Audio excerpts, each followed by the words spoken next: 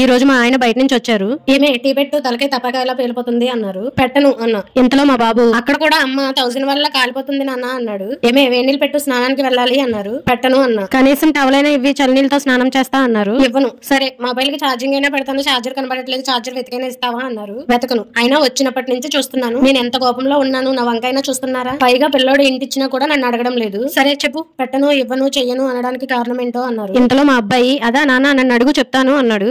అమ్మ నేను మార్కెట్ కి వెళ్ళాం కదా, అక్కడ ఒక అంకులు అమ్మని ఆంటీ అన్నాడు. చూసారా వీడే అంకుల్ అంటున్నాడు. అంత గాడిదలా ఉండి నన్ను పట్టుకుని 10 మందిలో ఆంటీ అంటాడా? పైగా ఆ వాయిస్ 4 దిక్కులు వినబడేలాగా ఆంటీ ఆంటీ అంటాడా ఆ వెధవ. సర్లేవే ఏదో తెలియకని ఉంటాడు. అయినా నువ్వేమైనా చిన్న పిల్లవా? 2 పిల్లల తల్లివి. తప్పేంటి? అదంతా నాకు తెలియదండి. తెలుగు భాషలో నాకు నచ్చినది ఒకే ఒక పదం, ఆంటీ ఆంటీ ఆంటీ. నువ్వు అక్కడే అడగాల్సింది, ఇంటికి వచ్చి మామయ్య దగ్గరడం ఎందుకు? ఇంతలో మా అబ్బాయి అయ్యో అది కూడా అయింది నాన్న, మీ అమ్మ ఆంటీ, మీ అక్క ఆంటీ, మీ చెల్లి ఆంటీ, నువ్వే నాకు అంకుల్లా ఉన్నావు, నేను నీకు ఆంటీనా? ఇంకోసారి చుట్టుపక్కల కనిపించావో అప్పుడు చెప్తా అన్నది. మరి ఆంటీ అంటే కాదా మరి? Thank you.